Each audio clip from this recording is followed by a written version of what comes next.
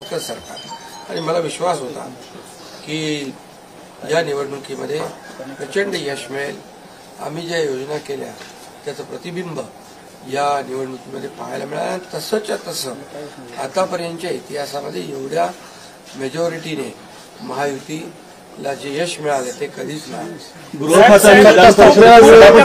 मागणी आहे की तुम्ही मुख्यमंत्री व्हावं अशा प्रकारची खूप मागणी आहे.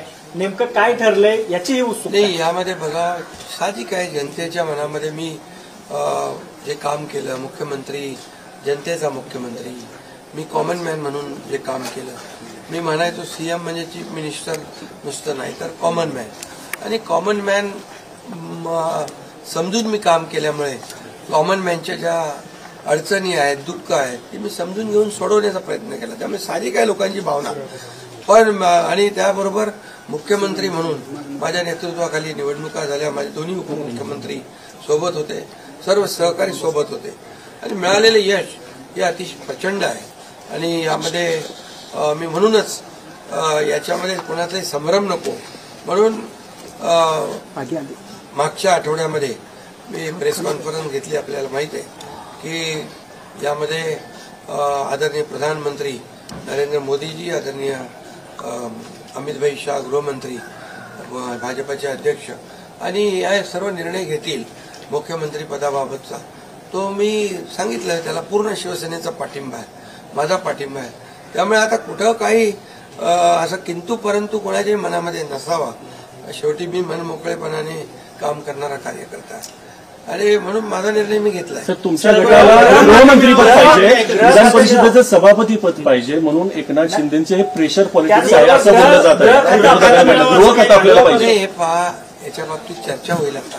बरं चर्चा होईल. चर्चेमधून बऱ्याचशा काही गोष्टी निघतील, बऱ्याचशा गोष्टी सुटतील आणि त्यामुळे आम्हाला सर्वात महत्वाचं म्हणजे आम्हाला जे निवडून दिलेलं आहे लोकांनी त्या लोकांना ज्या काय आम्ही कमिटमेंट केलेली आहे त्या राज्याच्या विकासाच्या दृष्टीने किंबहुना ज्या आम्ही लोकांची बांधील आहोत ही बांधिलकी आम्हाला जपायची आहे.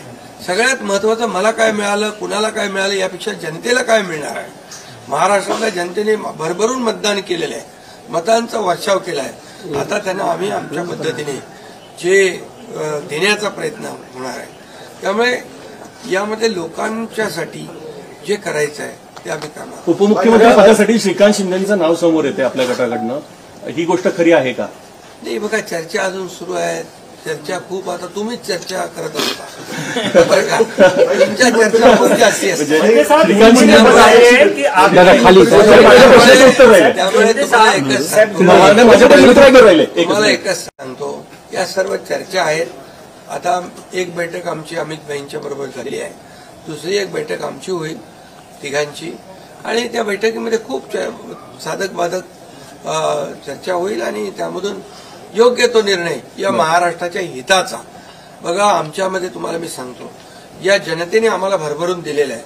जनतेला असं वाटता कामा नये की आम्ही सत्ता दिली सरकार म्हणजे एवढी मेजॉरिटी दिली आता चांगलं सरकार स्थापन व्हावं. जी अपेक्षा जनतेची आहे ती आम्ही पूर्ण करणार आणि आम्हाला जनतेबरोबर आम्ही उत्तरदायित्व आहोत.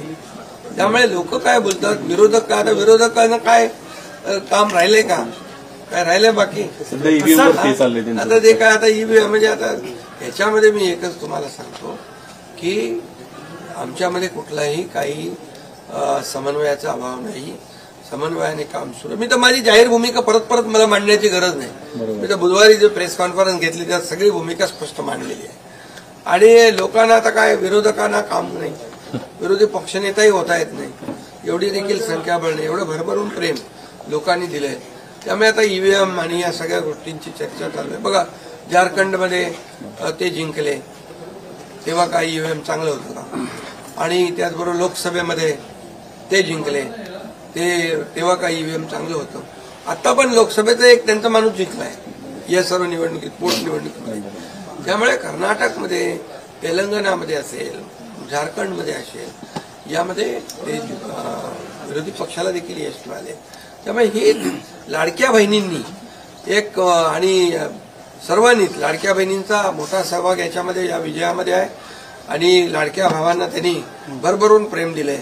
लाडक्या भावांनी आम्हाला प्रेम दिले, लाडक्या शेतकऱ्यांनी दिले, सर्वांच्या एकजुटीच्या प्रेमामुळे, आशीर्वादामुळे हे सरकार एवढ्या मोठ्या प्रमाणात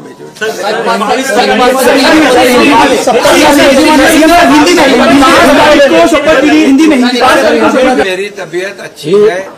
मैं यहाँ पर आया था रेस्ट करने के लिए। अभी काफी भागदौड़ हो गई चुनाव में। मैं एक दिन में 8-10 सभा ली थी और मैंने कोई अभी तक मेरे 2-2.5 साल के कार्यकाल में छुट्टी मिट्टी कोई मनाता नहीं। मैं यहाँ भी आता हूँ, यहाँ भी जनता दरबार होता है, लोग आते हैं। अभी भी लोग आए मेरे को काम के बहाने।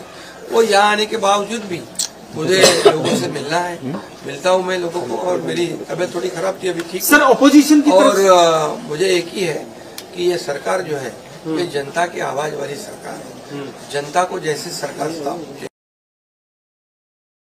ये दिन पूरी तरह मेरी भूमिका स्पष्ट की हुई है।